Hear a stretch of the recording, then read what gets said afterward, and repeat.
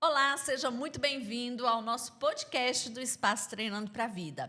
E hoje nós vamos mergulhar na mente humana e nas transformações que a psicoterapia pode fazer na nossa mente. E por isso, hoje eu trouxe dois convidados especiais, a psicóloga Maria Helena Sodré e o nosso querido Lucas Pacelli. Pazelli, aí, acertei. Então, o Lucas vai trazer para a gente a contribuição dele enquanto uma pessoa que buscou a psicoterapia e nela encontrou uma mudança significativa para diversas áreas da sua vida. E a Maria Helena foi essa profissional que contribuiu na vida do Lucas para essa mudança. Então, vou deixar eles se apresentarem para vocês conhecerem melhor esses dois convidados e a gente vai dar sequência ao nosso bate-papo. Pessoal, boa noite, muito obrigado. Sou o Lucas Pazelli, cristão, casado com a mulher mais linda do mundo. Sou empresário no ramo de medicina e segurança do trabalho. Sou bacharel em Direito, especialista em tributação de segurança e saúde do trabalho. Estou fazendo algumas pós-graduações também em segurança do trabalho, direito previdenciário. Hoje estou aqui. Muito obrigado, Cleide, pelo convite. Maria Helena também, minha querida psicóloga. Então, como a própria Cleide disse, né, tive algumas mudanças significativas em minha vida. Agradeço muito a Maria Helena e hoje nós vamos conversar um pouco sobre isso. Excelente. Maria Helena pode se apresentar. Obrigada, Cleide. Obrigada, Lucas. Na verdade, foi o Lucas que propôs esse nosso encontro, né? Bacana. E estou aqui no espaço, né? Atendendo. Sou especialista em análise do comportamento e formação em ACT e terapias contextuais.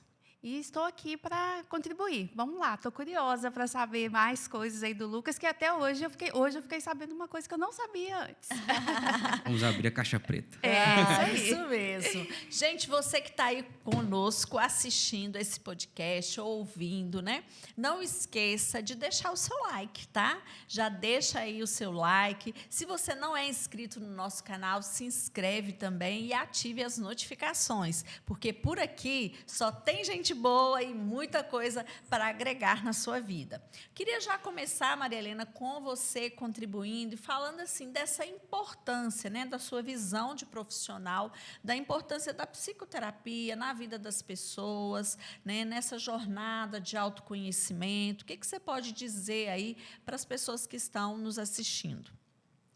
Bom, Cleide, nós psicólogos, né, a gente só tem coisa boa a falar da psicoterapia, no sentido, principalmente a gente, por ter feito essa graduação, e a gente começou muito cedo. Eu comecei cedo na psicoterapia como paciente, né, e partiu o interesse aí para estar estudando um pouco mais sobre a mente humana. E o contexto terapêutico, ele é muito importante porque é um contexto sigiloso, é um contexto particular, onde a pessoa ela está ali para falar de seus sentimentos, para falar das suas emoções, e de uma forma que ela não vai ser julgada, né? Então, esse é o grande medo das pessoas, o que vão pensar. Então, o processo terapêutico ajuda muito para a gente ir desmistificando isso. E muita coisa que a gente falaria com um colega, a gente não tem essa liberdade. E com o psicólogo, é um espaço seguro, é um tempo que ele tira só para ele, né? Isso é muito importante quando a gente pensa em cuidados conosco, é tirar o tempo para a gente. Então, hoje tem essa facilidade do online, né? Que é através do online, né? O encontro, a sessão minha e do Lucas. Então, esse tempo ele é muito precioso. Então, quando você tira esse tempo e tem um profissional capacitado, um profissional que está ali para te acolher, um profissional que está ali para estender mesmo, né, a mão, os ouvidos, uma escuta atenta, as fragilidades humanas, porque todos nós somos frágeis. Não existe, né, esse grau, vou procurar terapia porque eu estou em estado grave. Não, todos nós somos frágeis e precisamos uns dos outros. É verdade. Lucas, concorda com isso aí, Lucas, que ela falou? Com certeza, não tiro nenhuma palavra. E eu, particularmente, Desde que eu comecei a fazer terapia, inclusive é uma fala que eu falo. Façam terapia. Se as pessoas, de fato, fizessem a terapia, o mundo ele seria melhor. A terapia ela ajuda, né, com que nós tenhamos o entendimento das nossas emoções, tenhamos autoconhecimento. Isso me ajudou muito, principalmente agora no mundo dos negócios, né? É uma coisa que eu vejo muito na prática e que falta em muitas pessoas, e isso afeta as empresas, o desempenho, gestão de pessoas, falta de inteligência emocional, saber lidar com conflitos, com interesses. Então, isso é muito importante e a terapia ela me proporcionou isso. Graças aí, primeiro a Deus, a minha psicóloga maravilhosa, minha esposa, então, Sim. que também, por coincidência, ela também faz psicologia, mas a terapia ela também me proporcionou isso. Então, eu concordo 100%. É importante, né, a gente desmistificar isso, né, porque às vezes as pessoas ainda têm essa visão de que vai para o psicólogo é porque está doido, ou vai para o psicólogo é porque está muito doente, está muito ruim, né? Ainda Com existem certeza. pessoas que pensam dessa maneira. Então, assim, eu quero já, né, te agradecer mais uma vez pela sua presença aqui e por você poder compartilhar conosco essa experiência, né, para que outras pessoas entendam, porque às vezes eu, Maria Helena, como psicóloga, falando dessa importância, não tem tanta validade, né? Afinal, nós somos psicólogas, mas você, né, como uma pessoa que experimentou e que é de uma outra área de formação, né, é muito válido para que outras pessoas. E outra coisa também, né? Homem, porque geralmente as mulheres são mais abertas a procurar psicoterapia. O homem, ele tem um pouco mais de resistência, né? E como que foi para você dar esse passo, chegar, né, nesse processo, procurar a Maria Helena? Teve algum empurrãozinho? Você veio sozinho? Como é que foi? Então, com certeza, aproveitando a sua fala, realmente a questão do homem acaba tendo um preconceito, né, muito grande.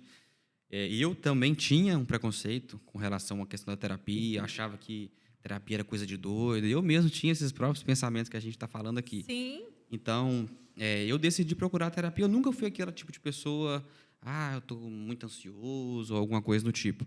Mas eu fui percebendo ao longo do tempo, e principalmente depois que eu tive uma perda na família, que foi um tio que era um pai para mim, que foi em julho do ano passado, isso me deixou um pouco abalado. Eu estava meio desanimado com algumas coisas. Eu não estava próximo da depressão, não, mas se caminhasse para aquele lado, poderia desencadear uma depressão. Sim. Estava muito desanimado com a faculdade, estava quase formando e querendo trancar, vai para você ver. Então, estava meio desanimado com a profissão, estava com uma série de gatilhos, assim, vamos dizer. Então, foi onde eu decidi procurar uma terapia, e a questão do atendimento online, ele facilita muito isso para a gente, porque, além de você, pelo menos para mim na cabeça na época, né, não ter um constrangimento, assim, vamos dizer, de ter que ir presencialmente, o que as pessoas vão pensar de mim, indo lá procurar um psicólogo, já que eu estou doido. Então, a questão da terapia online, ela também me ajudou bastante. Até mesmo a gestão de tempo, né, para você. Muito fácil, Facilitou. exatamente. E olha só que interessante, né? Às vezes, né, vem situações na vida da gente que nos deixam mais vulneráveis, né? Sim. E que ajudam com que a gente procure, né, essa ajuda. E talvez muita gente pense, vou ficar forte o tempo todo, não vou precisar, né? Mas como a Maria Helena falou no início, todos nós somos passíveis, né, de algum momento estar mais fragilizado e procurar essa ajuda. E aí, quando você fala dessa questão do online, né, é importante que as pessoas também tenham essa percepção que hoje você pode fazer presencial, porque ainda existem pessoas que preferem o presencial, mas você pode fazer a sua terapia online, que, como você falou, às vezes vai diminuir esse constrangimento. Né? Eu, particularmente, se eu tivesse que ir presencialmente lá, talvez eu não teria dado o primeiro passo. Talvez não naquele momento.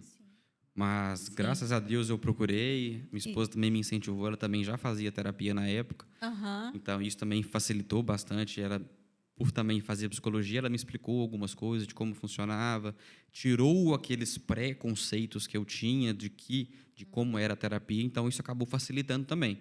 Mas a questão da terapia online é muito bom. Eu sou a paciente online até hoje. E vamos continuar aí. Gente, olha que interessante. É a primeira vez que Maria Helena e Lucas estão se encontrando presencialmente. 6 meses, hein? Verdade. E a terapia funciona, tá, gente? Funciona. Então, do mesmo jeito que a presencial funciona, a online também funciona, né? Porque hoje o Lucas ainda é paciente, ainda está em tratamento, mas ele já está colhendo os frutos, né? E os resultados desse processo. Com certeza. Desde que eu comecei a fazer terapia, hoje, por exemplo, estava conversando com um amigo. Se eu pegar o Lucas de 6 meses atrás, de quando comecei a terapia e o tratamento, hoje eu sou praticamente outra pessoa.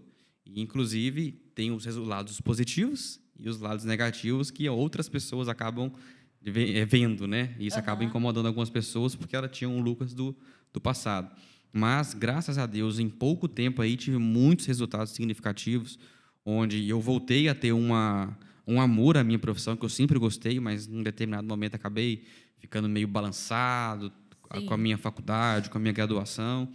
Então, nesse pouco tempo, eu me reencontrei profissionalmente, finalizei minha faculdade, já iniciei logo de cara 3 pós-graduações, fiz um curso de especialização em tributação da minha área de segurança e saúde do trabalho, comprei um apartamento e agora estou com a empresa aberta aí. Então, Nossa, graças a Deus muitos aí. ganhos, né, gente? Que bacana.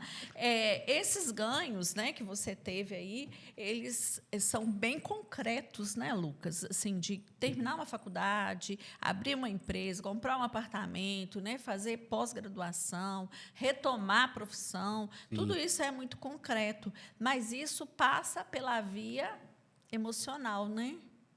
São muitas questões subjetivas, né, que vieram, porque o Lucas ele se apresentou já de um histórico de terapias. Então, quando ele veio com um sentimento de que será que vai dar certo, né? Porque passou por vários outros profissionais e aí ficou um pouco perdido. E quando aconteceu essa questão mesmo que dele pensar em trancar a faculdade, aí ele se viu assim um pouco perdido, e agora o que eu faço?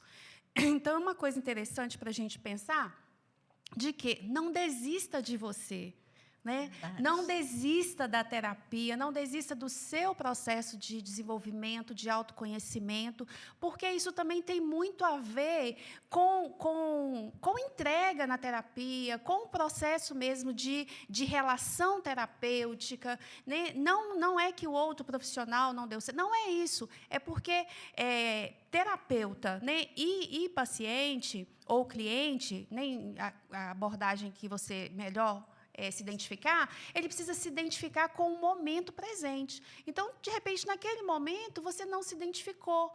E aí chegou já com uma demanda de frustrações, né, de medos, será que vai dar certo? E aí eu falei, vamos tentar. Né? Não estou te garantindo nada. Sim. Vamos tentar, vamos viver o momento presente, vamos trabalhar o que você mais, né, aquilo que vamos mexer onde para que as coisas comecem a funcionar. E aí a gente começou. Então é muito bacana. Não desista. Não deu certo aqui, Sim. Vai em outro, né? Você vai se encontrar. A gente vai se encontrar, né? A gente tem que ter uma referência. Essa questão da abordagem, né, Maria Helena? Exatamente. Como a questão dele era bem de um movimento comportamental, né? De tomar atitude em determinadas coisas, né?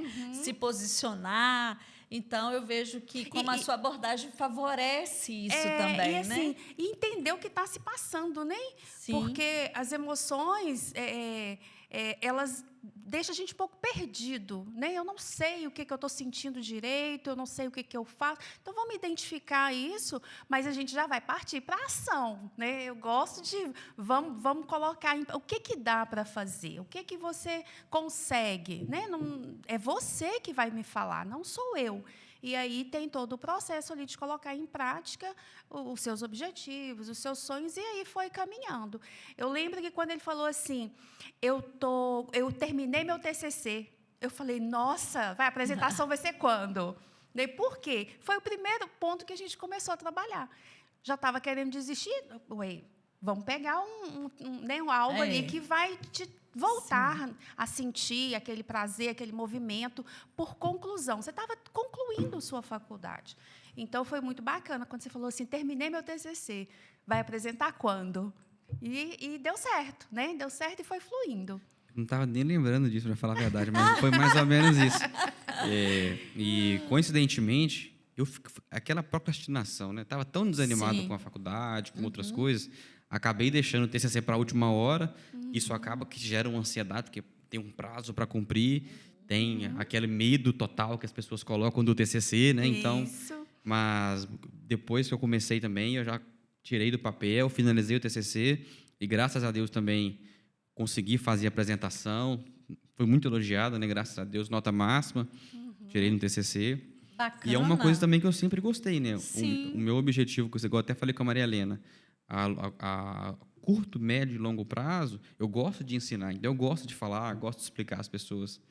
Então, isso também me ajudou bastante até tirar esse medo. Sim. Porque eu tinha isso em mim, mas ficava travado, não agia. Ficava, amanhã eu faço. Empurrava e não agia. Isso acaba gerando uma ansiedade. Claro. E foi muito legal, né? Porque eu falei assim, fala um pouquinho do tema para mim. Aí acabou. Acabou! Eu acho que ele foi falando e foi sentindo ali que dava conta, né? E eu fazia algumas perguntas e pronto, você está preparado para o TCC, pode ir. O tema também ajudou. Eu tinha uma relação afetiva. É? O tema do meu TCC foi a súmula vinculante 11 do STF, que tratava do uso de algemas. Sim. Quando tem que usar, quando não tem. Eu discorria sobre o tema. Só que esse tema, para mim, tinha uma ligação emocional, porque foi inspirado no meu tio. Ele era policial penal. Então, ele trabalhava diretamente nessa área. Então, esse tema ele foi feito também com um pouco de dedicação a ele, né? Sim, e Sim, foi uma forma também de você desbloquear. Sim. Trabalhar o luto, fazer um desbloqueio, né, daquelas emoções que eram tristes para você, no sentido mesmo da perda, né, e você elaborou porque você homenageou. Sim. Foi como se fosse uma homenagem para o seu tio. Então, te deu um gás, ele te deu uma energia. Com certeza. Né? Então, Teve um sentido maior, né? Não Isso. só o TCC, né? Mas, como você falou, resgatou essa memória afetiva de uma forma positiva, né? Com certeza. Muito do que eu estou vivendo hoje também, eu tenho um gás maior, estava até falando com a minha esposa sobre isso, porque eu penso nele todos os dias. Meu tio era meu parceiro, era um pai para mim, praticamente. Então, ele também sempre tinha esse desejo de ensinar. Eu imagino, até por conta dele também, muita relação próxima, Sim. eu tenho também isso em mim. Então, sempre que eu estou meio triste, meio desanimado com alguma coisa, eu lembro novamente e é um gás. Então, Olha só que muito bacana, né? importante. Como que é importante esse processo de elaboração do luto, né? Exatamente. Porque quando a gente elabora, é que a gente dá conta de fazer isso, né? Daquela pessoa se tornar uma referência e da gente querer viver aquele legado, né? Porque isso que você está falando de ensinar é um legado, né? Que foi deixado para você através dele e que você hoje tem prazer em viver isso. Sim. Né? E quando a gente não elabora, a gente não dá conta. Né? A gente fica desmotivado, a gente vai procrastinando, a gente só lembra com tristeza daquela pessoa. Então, olha, gente, como que é importante a psicoterapia.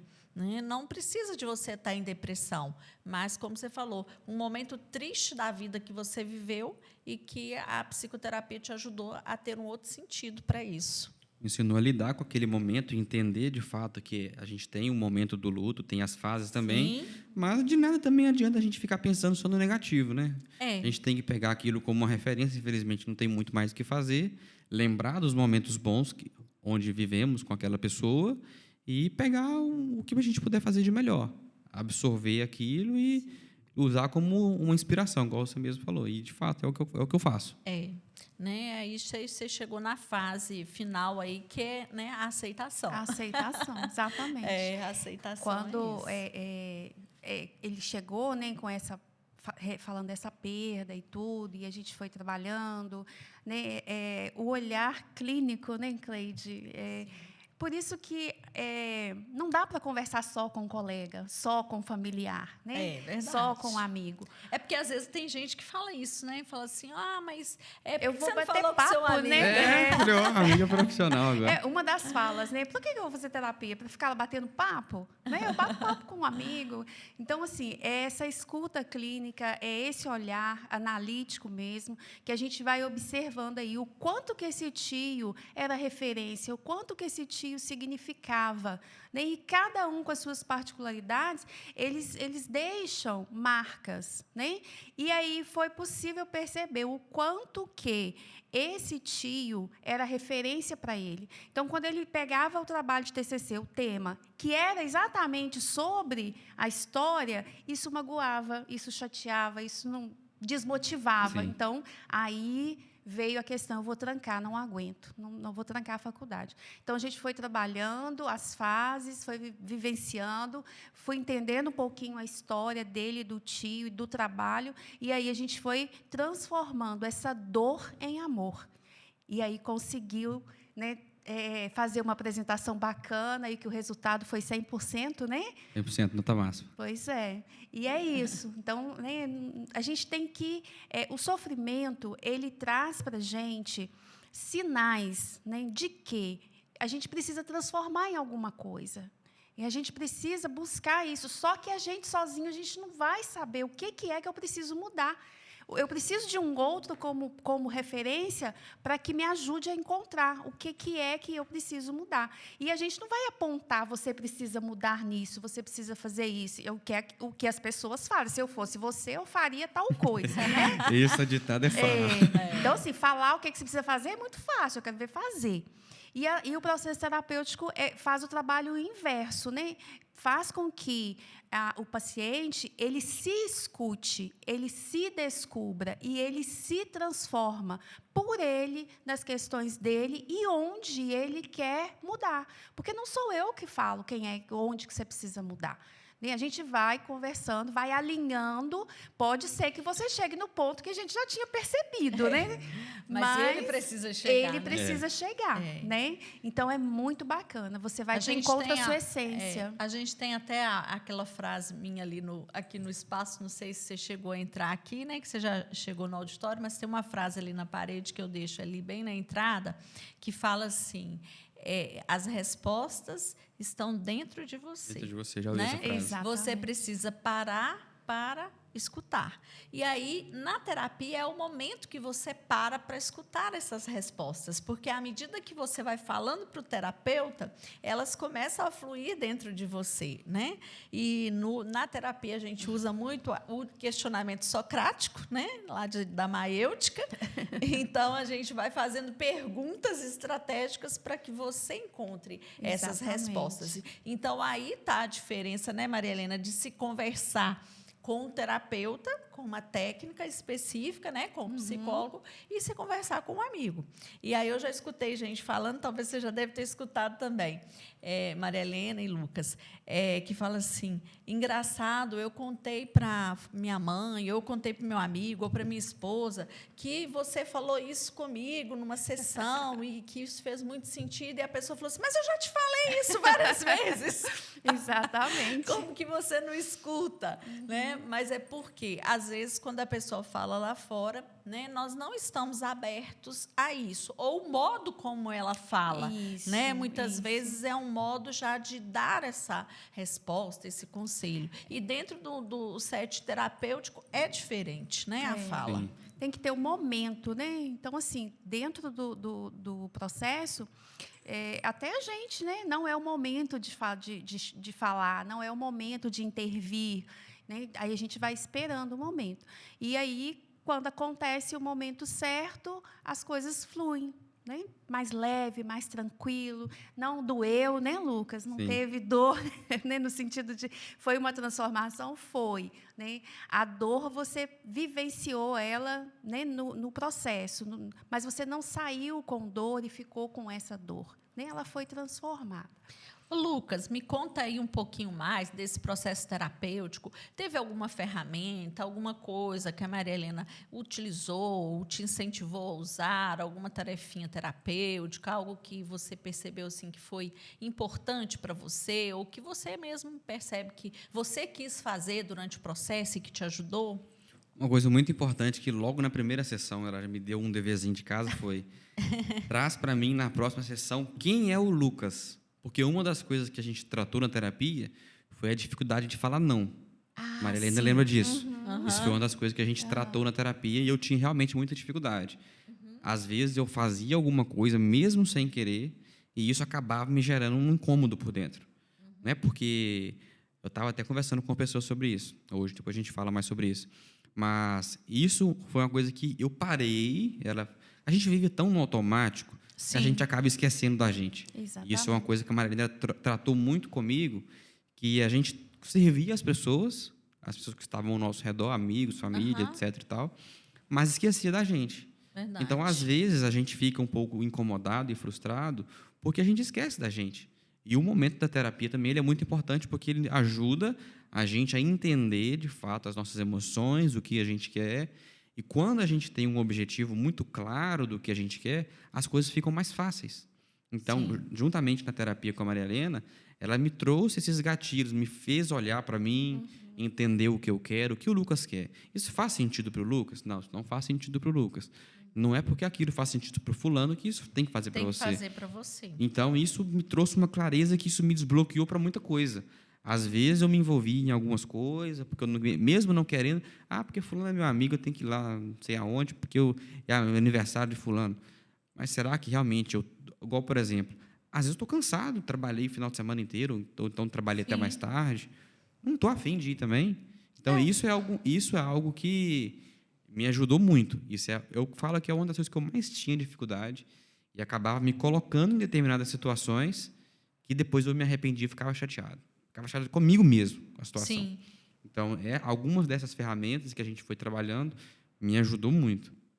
Excelente. E é realmente isso, né? Quando a gente se perde da gente, a gente passa a viver mais para o outro do que Exato. para a gente, né? E aí, quando a gente se encontra, como você falou, a questão do autoconhecimento, é um encontro, né, que você teve com você mesmo e que você teve forças aí para resgatar seus valores e se posicionar melhor. E isso, eu falo muito, né, sobre isso com meus pacientes também, né?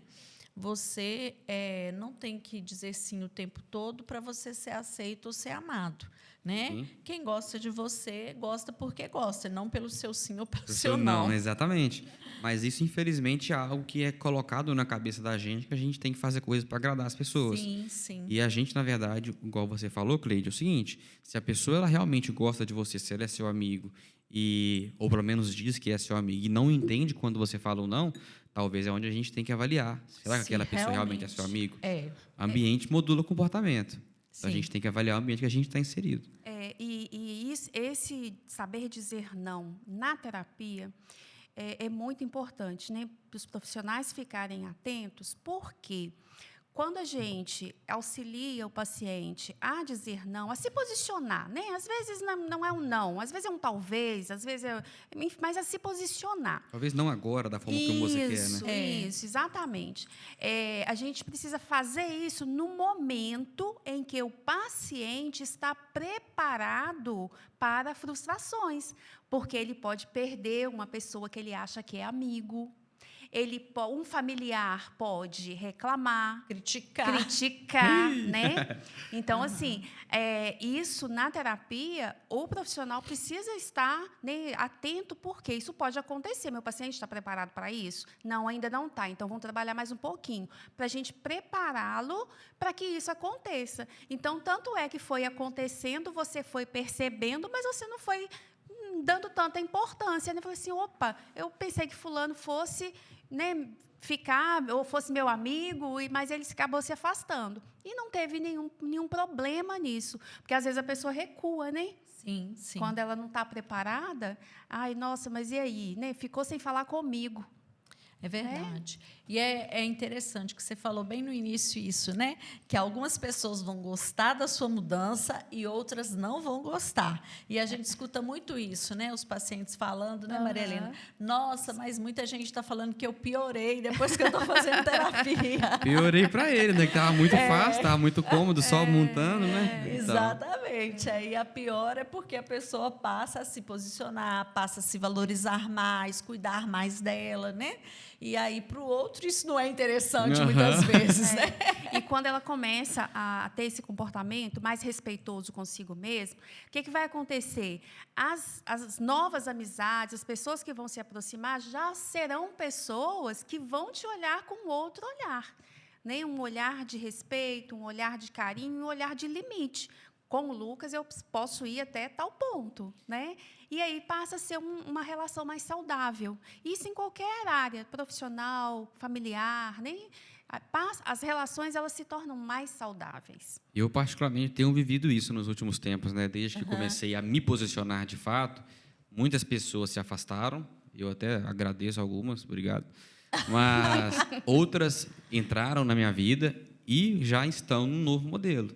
Sim. Onde tem um limite, sabe até onde vai. E as pessoas que realmente têm que ficar na vida da gente, elas vão entender e vão respeitar. Exatamente. Se aquela pessoa ela não entendeu, não respeitou e se incomodou, tchau. É uma coisa que eu vi numa palestra uma vez. Esse rapaz, esse palestrante, não lembro o nome dele agora, ele estava falando sobre vendas, sobre o amor ao próximo. A pessoa não quer? Próximo. Tá tudo bem. Às vezes não era para ficar na sua vida. Não era para ficar, exatamente, né?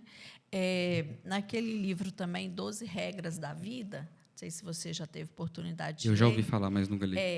Ele tem um capítulo que ele fala que, às vezes, a gente fica se desgastando para ajudar quem não está pronto para ser ajudado.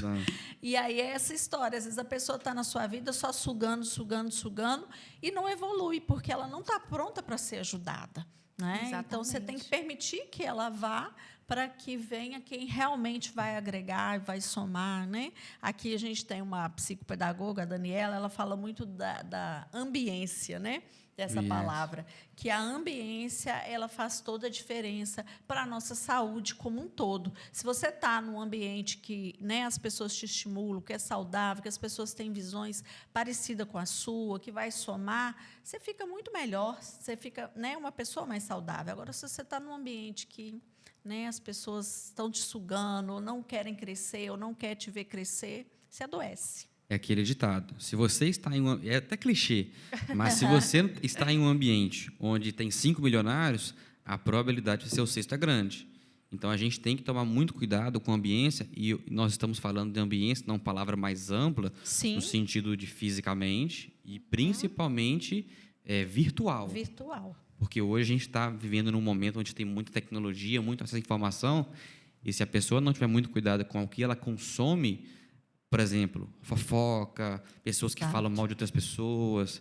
Pelo amor de Deus, a gente tem que tomar muito cuidado com isso. E aí entra também até nessa questão do limite, né? Quando a gente toma essa autoconsciência de quem eu sou, dos meus valores, das minhas crenças, você coloca limite até no que você consome e no quanto você consome. Porque quando a pessoa ela está perdida, às vezes ela passa horas ali vendo rios, vendo não sei o quê, que ela não faz sentido nenhuma diferença na vida dela. Nem sabe o que ela está fazendo, na verdade. Exato. Né? E aí, quando você tem essa autoconsciência, você passa a colocar limite. Não, eu posso ficar tanto tempo no celular porque eu tenho que me dedicar às outras coisas. Né? Eu vou ficar no entretenimento por tanto tempo, ou tal dia, ou tal horário. Né? Exatamente. Diferente de você ficar ali gastando seu tempo por nada, né, Maria Helena? Começar, né? Isso é a questão do autoconhecimento, né? Você pode usar a tecnologia, ela está aí para nos ajudar, mas a gente precisa colocar limite, saber qual que é o momento da extroversão, da diversão, qual que é o meu objetivo. Eu quero buscar informação, então eu vou nos locais certos, faço uma busca segura, porque a exposição é tremenda, é muita informação. Aí eu tenho que ter muito cuidado para eu não ter intoxicação.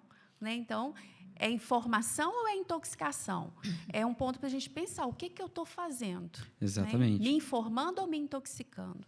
E aí a gente consegue elaborar, né, formas de sair desse caminho. Complementando essa questão de entender o que eu estou fazendo, uma dica que eu sempre falo para as pessoas próximas a mim e que às vezes me pedem conselho: organização.